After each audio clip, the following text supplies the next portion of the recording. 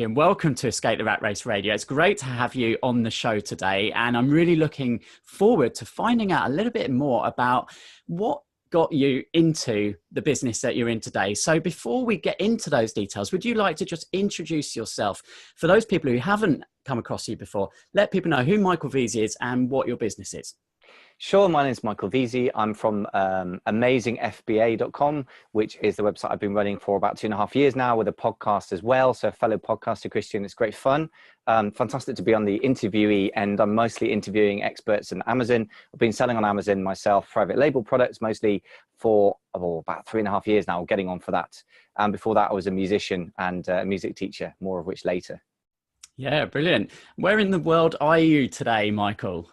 I'm in Hampstead in North London, which is the same place there was a film about recently, but I think it looked a bit too boring for me to go and see it. So I haven't seen it. Yeah.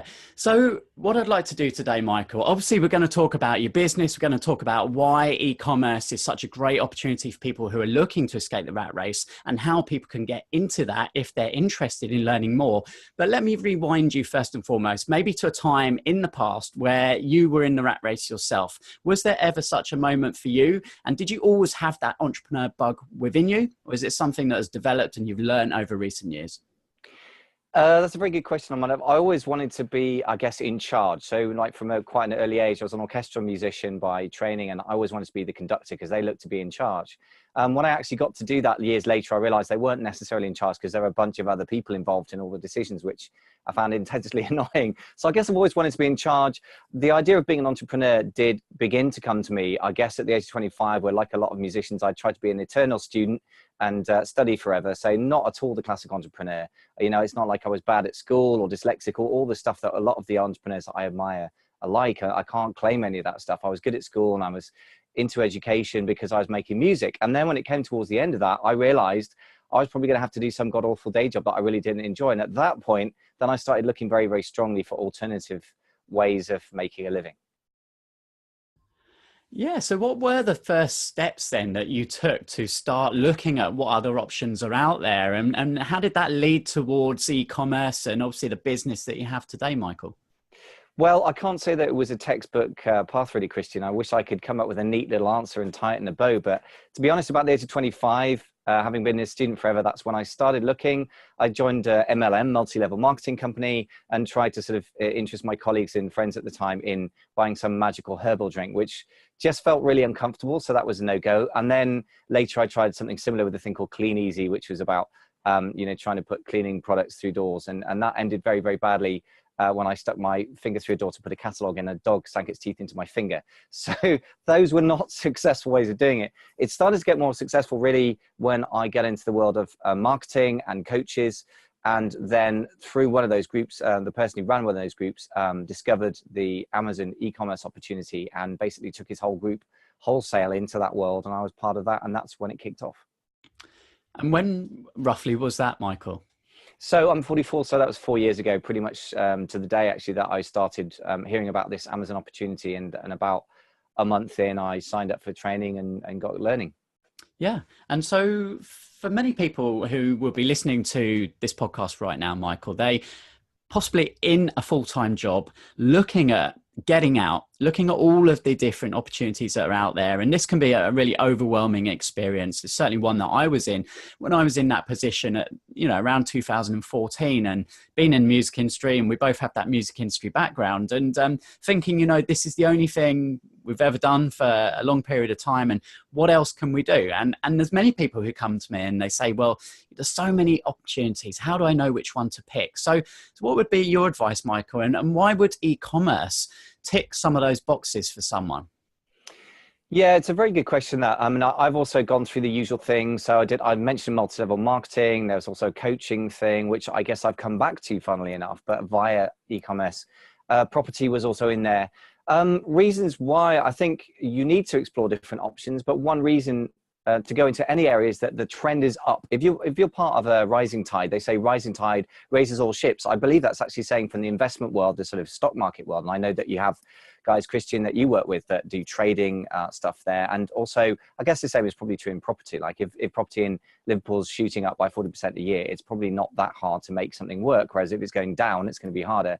And I would say e-commerce is for that reason alone a good place to start exploring, because it's growing by about 10 to 15% a year for years now. It's a very, very strong trend. It's not just a one over, it's not just a blip, it's not over yet, because only around in the US about 12% of all retail happens online. So it's still early adopter stage, I would argue. So that's a very, very powerful reason, I would say, to go into it.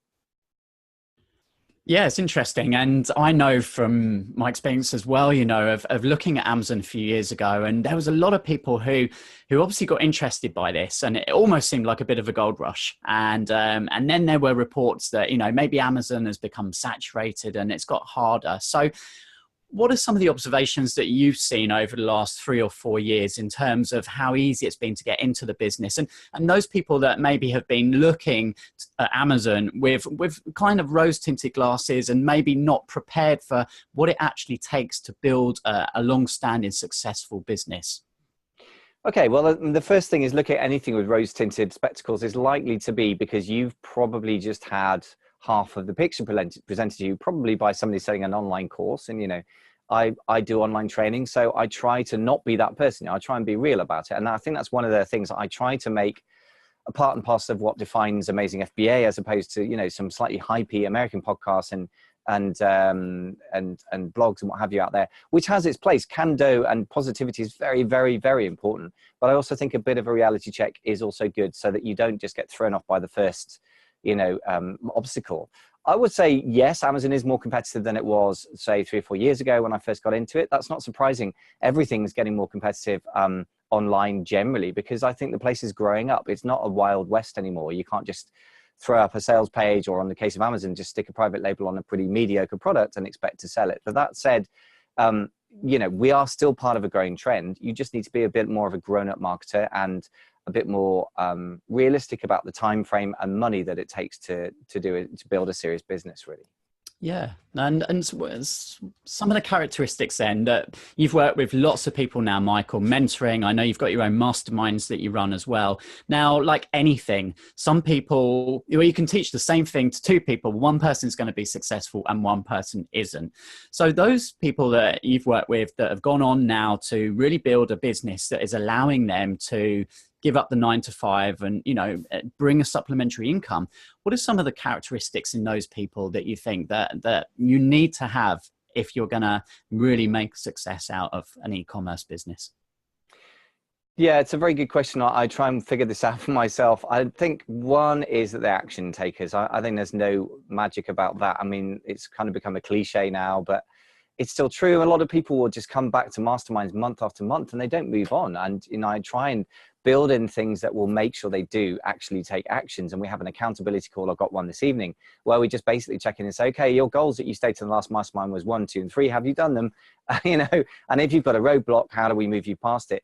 A lot of people still find a way to wiggle out of it. I think the second thing is connected with that, apart from action taking, it's focus. It's trying to do one thing for now, at least. You don't have to be married to an Amazon business forever, but I mean, you really got to give it a fair shot. And if you're trying to do that and bringing up 3 children and running a property empire and a day job, it probably isn't going to happen. Which really brings you to the other thing, as well as mental focus, it's time. You've got to have enough time to put into it. Now, 20 hours a week is probably a good number. A little bit less is possible. More is obviously desirable. And then the other thing I want to say is money. I hate to say, you know, a dirty word. There's like that rose-tinted thing that you can start an Amazon business with £1,000. You can start with £50 if you're doing retail arbitrage.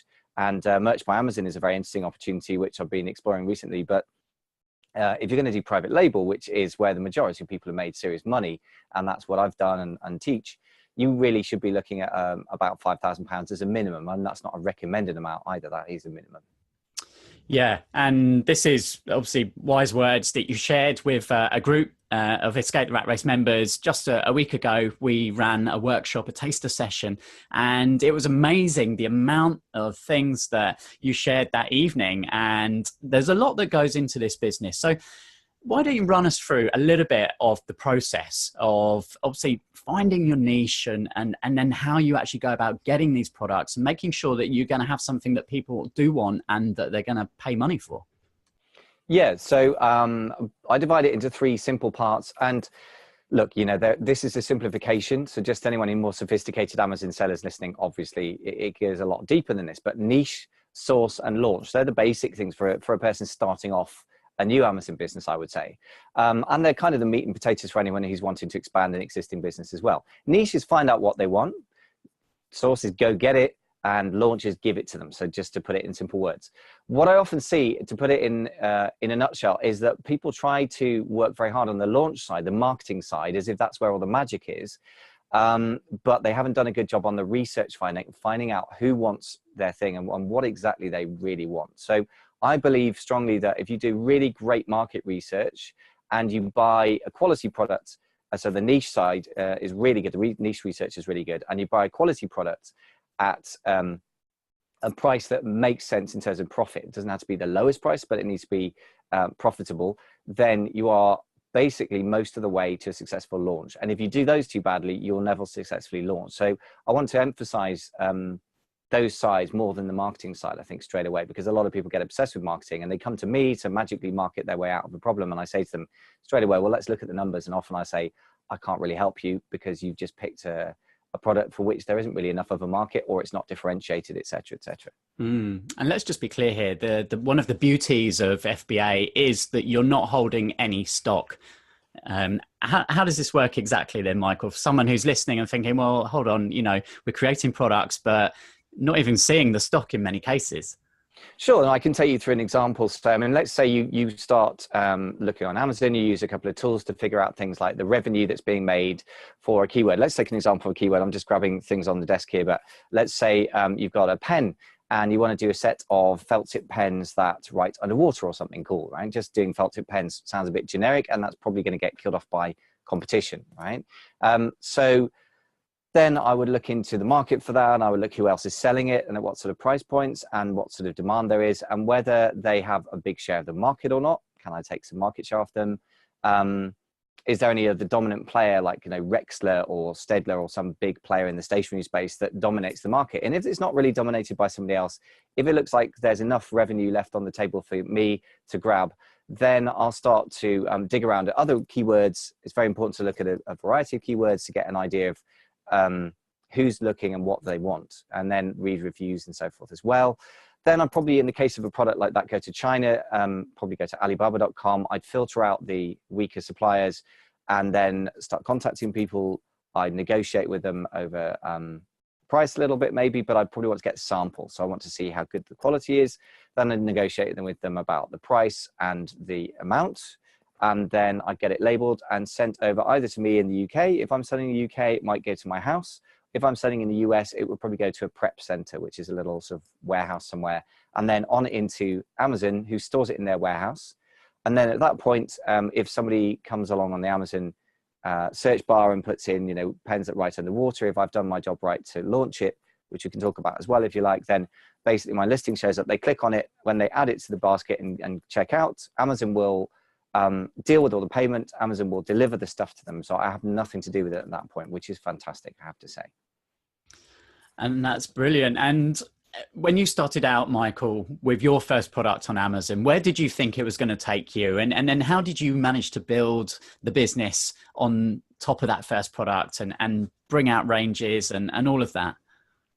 Well, I didn't really honestly know where it was going to take me. I suppose I believed some of the hype. So I hoped that my product would be a home run and make me, $100,000 a month. But I didn't think that was likely. I thought it would probably make, what it actually did make, which is a few thousand to, between 5 and 15,000 a month. So, so what did I do? I just basically launched that, and I launched it just before the end of November in 2015 now. It feels like, no, 2014, feels like ancient history. And then unfortunately I wasn't really very much ranked, so it didn't sell very much, but that was a great taster. And so that got me started really. In terms of expanding from that point, I basically started digging into that niche that was working to some extent and expanding outwards from that rather than going broad. I sort of expanded out from what was working. So that's probably the best way to go. I didn't plan it in advance that much. I expanded from what was working rather than having a sort of big blueprint for the next 3 years. I didn't do that. Yeah. And what I love about you, Michael, is that you've taken the knowledge that you're gaining and then launched the Amazing FBA podcast, which many people here will be listening to. So tell us a little bit about how that came about, and now how you're associating and connecting with all of these amazing Amazon experts in their respective areas and sharing that with all of your community.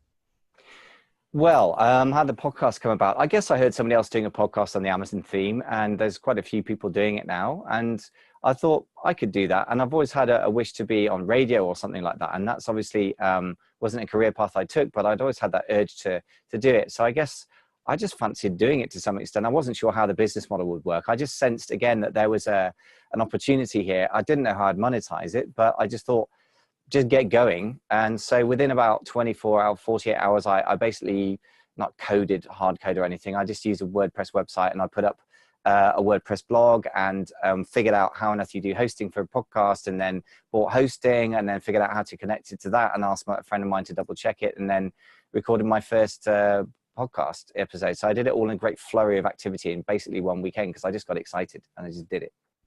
Yeah. And how many episodes are you in now? Oh, it's over 240, I think, something like that. 235. I don't want somebody checking then saying I'm a liar, but yeah, 235 upwards. I lose count. And just explain a little bit about how you go about inviting guests and any highlights along the way so far. Wow. How do I invite guests? I mean, often I've got friends in the Amazon community now who will recommend somebody to me as a fantastic guest to talk to, which is fantastic. So personal recommendations I always take highly. Sometimes there are people who I think they're big hitters who I believe would be really helpful for the audience. I'll reach out to them, and sometimes they'll say yes, and sometimes I get a bit too busy to respond or don't think it's relevant for them, I guess. And then quite often these days I'm in a nice position where a lot of people contact me now and want to come on. I'm a little bit selective. I mean, if they've got something relevant to offer that the audience hasn't heard about yet, I'm very happy with, getting them on. If they are offering a course in Amazon selling, I'm very, very cautious, because there's a lot of people that paint, as you said, the rosy tinted glasses thing. They paint a bit of a rose tinted picture of things, and I'm not keen on that. I'd rather have somebody honest on. So a little bit selective on that. But yeah, that's basically those three ways is how I get people on. Sure. And you mentioned there about obviously courses and mentoring is something now that you offer, and you're based in London. So it's very much, and for those watching the video recording of this interview right now can see, behind you there, the expert information for British Amazon sellers. So tell us a little bit about the mastermind groups you run, who those are for, and some of the topics that get discussed, and how you're able to help those people to really break through barriers and actually ramp up their own businesses. Sure. So I run two masterminds. I've run masterminds for about a year and a half. And at first it was just like an all-comers thing. Now it's split up by sort of level, and we'll probably split it again as appropriate, meaning basically by whether you've sold anything or not, and then what sort of revenue you have. So the Zero to Hero mastermind is the bigger one, which is, for more people. That's people who haven't sold on Amazon yet, but want to. In practice, quite a few members of that now have made some sales, but haven't yet hit the level for the next level up, which is the 10K collective, which I'll tell you about in a minute. So the Zero to Hero mastermind does what it says on the tin. It's to get people from zero turnover to an Amazon private label hero, or at least getting launched for their first product and on their way to getting other ones. Topics that get discussed really a lot of the time with the Zero to Hero mastermind, it's about niche research and how to find a good product. That's the number one barrier for most people. Most people never even get a product live on Amazon in the first place, because they just get stuck in a loop thinking, oh, is this good? Is this bad? Or no, I can't find anything good to sell, and they just give up. So that comes up a lot. Obviously, dealing with Chinese suppliers and how to deal with importing, that's quite a big area. And then, of course, how to get things ranked and launched, and dealing with problem shooting as well. My product sales are going down. Why might that be? And we'll get their Amazon account up, and we have a non-disclosure agreement there, so everyone can share everything openly if they wish to, and people often do, because you get more help. And we'll go through sometimes a nitty-gritty of like, what's the conversion rate for your product? Are you getting enough traffic? And really dig deep into what the problem is with their products, and try and get them past roadblocks. That sounds fantastic. And as part of an upcoming workshop that we're going to be running together, which is on the 21st of April, which is a Saturday, you've actually included access to that mastermind as well. So would you like to share with anyone who's listening now who maybe is kind of considering getting into Amazon and certainly learning what those first stages are, what kind of stuff we're going to be talking about and sharing at that workshop, Michael? Sure. So, I mean, basically, we decided, we spoke about this a while ago, Christian, didn't we, about the whole thing that you've had people coming to you asking about Amazon training, unsurprisingly to me, because it is a big opportunity still. And so we discussed how to do it. And I think that often it's like a long weekend training is not a bad sort of foundation to do the three things that I've talked about: niche research, sourcing, and launching. But we wanted to start off a bit smaller than that, partly to sort of make sure we can fine tune exactly what we do to the exact needs of the students in the room. I think that's always very important to me, and to get feedback from the market, if you will. So for that reason, we're just going to focus for one day, and I can't do everything in that day. It's going to be just about the niche research, basically. It's going to be one small part, which is going to be how to get a product listed and up on Amazon straight away, which is a bit of quick and dirty retail arbitrage. That's not the main business model, just to be clear, but just to get people actually past the barrier of selling something on Amazon at some point, and familiar with how listings work and how inbound shipping works, which is really, really helpful. And then the rest of the day is going to be spent on how do we find fantastic products. And really it's two parts. One is how to generate product ideas, which we won't spend ages on, but it is important to cover. And then the rest of the day is how do we filter out, say, of 100 random ideas, right down to 5 ideas that have a really, really high potential that we're going to take on to the next phase, which is the sourcing, i.e. going to get the products phase. Brilliant. And specifically kept it to low numbers. So it's going to be really hands-on. Everyone's going to get plenty of time with you to answer all of their questions. So it is something that, you know, in London, if you're around on the 21st of April and you want to come along, I'll obviously put some links in the show notes so people can click and find out more information. And yeah, you know, it's going to be probably the first of a series of workshops that we run through this year. So, so I'm looking forward to that, Michael. You mentioned there retail arbitrage. Now, someone listening who doesn't know what that means, do you mind just giving a little bit of an outline what you mean by that? Sure. I mean, arbitrage is a very basic trading concept, I suppose, where you just take something from one marketplace and sell it in another. So in this case, if you go to Walmart in the States, or say Tesco's in the UK, or it's actually not very good places to do retail arbitrage, I understand, but you know, somewhere like that, and you can buy a product for £10 that is selling on Amazon for £40, then you go and buy as many as you can from all the stores you can get to, and you put them into Amazon, and you fulfill them from your house, and in like a bit like an eBay sort of model, or you send them into Amazon and they fulfill them from their warehouses. But either which way, you're just leveraging the difference between what it sells for in one marketplace, traditionally in a store, and what it sells for on Amazon. So Michael, anyone who is maybe listening now, they're not quite sure whether Amazon or e-commerce is the route for them, and they're looking at a few different opportunities, but maybe fear is holding them back from taking that first step. What would be your advice for those people listening right now?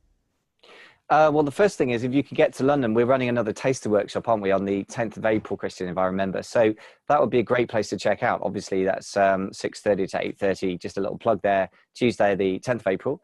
Presumably you'll have links. What is the link to that? I mean, I've got one from my podcast, but obviously I'm on your podcast now.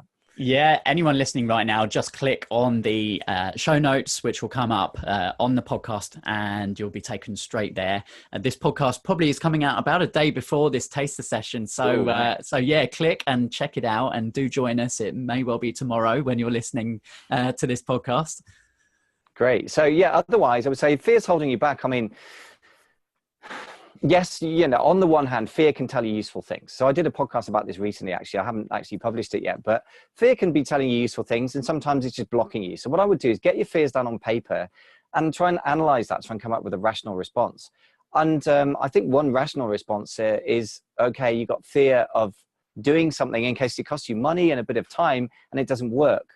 But my question is, are you really evaluating that against the reality that if you do nothing for the next 10 years, you're still going to be in your day job if you've kept it, if you're lucky enough not to get fired because your company's gone to the wall, or because you've got older and therefore more expensive, or people often get fired when they get to, you know, senior management in their 50s because they get very expensive and they are overvalued, they're overpriced relative to their market value, and they suddenly find themselves on the job market at 55. So if that's your future, then I would say that's also a profound risk of doing nothing. So if you weigh that up against spending, I mean, what is our training days? Ludicrously cheap. I mean, I believe it's on at $297 if you're one of the first 6 people.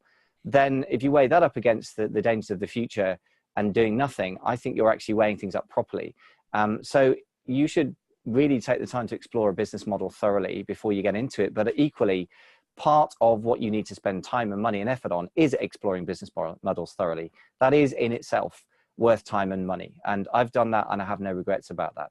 And equally, if it turns out to be the right thing for you, then you should plunge in with both feet for at least 12 months and give it a really solid crack. So I would say fear, yeah, if you're about to spend £10,000 on a course or on a load of inventory without research, then it's a good thing to be fearful. If you're about to spend a small amount of money relative to the lifetime earnings that you're looking at, then that's something I think your fear is just trying to block you. Yeah, and I couldn't agree more, Michael. That's the whole reason, obviously, why I set up Escape the Rat Race, is because I was faced with that kind of crossroads, that overwhelm, a feeling of just not knowing exactly what direction to go. And having the right people around you, mentors, peer groups, and setting up the Escape the Rat Race meetup so that people have a home, a place to come every month where they can come and hear speakers. And you're going to be at our next meetup event as well, just sharing with people a little bit about what you do again. And it's an opportunity to come along and network and find out from people, what are they trying, what's working for them, what isn't working. And it's a very inexpensive way to just come along and choose a few pathways. You don't have to make a decision, okay, that's the one and that's the only one, but it's about trying a few things out and testing the water, and then getting the feel for something that you think is going to match your personality, the amount of time it requires, and how much funds available as well. So e-commerce ticks a lot of those boxes. And where do you see the future for you, Michael? What have you got planned over the next 12 months in terms of your business and the Amazing FBA?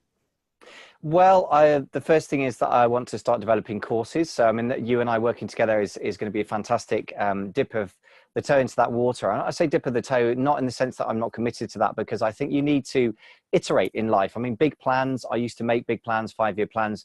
I've done that so many times. I no longer do that, because I believe that actually you need to set a direction and have a passion, but then actually where life takes you, you've got to follow the market and go where the money is. As Peter Jones of Dragon's Den says, follow the money. So apart from that, I want to get very, very good at email marketing. That's something I'm very passionate about, and I want to improve that within the sphere of Amazing FBA, and then bring that back to my e-commerce businesses and my friends' e-commerce businesses, because everyone's talking about that in the high-level masterminds that I'm a member of, with people that are doing 50, 100, 200,000 and upwards a month on Amazon, and that's becoming a bit of a buzz again. So that's something I'm very passionate about developing. And then, yeah, I want to kill it in Q4 in 2018 in Amazon. Thank you very much. I mean, it's always a great time at Christmas, making a lot of money. I intend to have my biggest Christmas yet. And I see no reason why it shouldn't be. Amazon keeps growing. There's a ton of money to be made. So I intend to take my part of that as well. Yeah, well, I don't blame you one little bit, Michael. So we've got a workshop coming up on the 21st of April. I'm going to be very much looking forward to spending that day with you and with that selected group. We do have some spaces left. So if anyone listening right now would like to come along, do click on the link within these show notes and head over there, check out the details and book yourself onto that workshop. And Michael, for anyone who hasn't listened to the Amazing FBA podcast or wants to connect with you online, where are the best places for them to head to? So the starting point is always the blog, which is amazingfba.com. If you want to join the Facebook group, I've got about 1,200 people in there. It's quite active. Then go to amazingfba.com/FB, F as in face, B as in books. Those are the best two places. Obviously, you can download the podcast on iTunes. Just look for Amazing FBA as well. Please do subscribe. It's always helpful to us poor podcasters to have some subscriptions, so that Amazon, Apple rather, gives us some love as well. Absolutely. So thank you once again, Michael, for being a fantastic guest on Escape the Rat Race Radio today. I'm really looking forward to the year ahead, working with you, co-creating those products, those workshops. I know they're going to be of tremendous value for my members. The number one question that still comes up from everyone coming to the meetups is, how can I make money online? And so I feel that I found an excellent partner in yourself to help these people really get started and start to build their own e-commerce businesses. So thanks, Michael. Wish you all the very best of success with the year ahead. And we're going to see each other very soon. Yeah, great. Thank you so much for having me on, Christian. It's been a real pleasure to talk about it with somebody outside the Amazon bubble, as it were. And to anyone listening, I'd absolutely agree with what Christian's saying. I mean, check out the different options, but yeah, just get moving. Brilliant. Thank you, Michael. Thanks.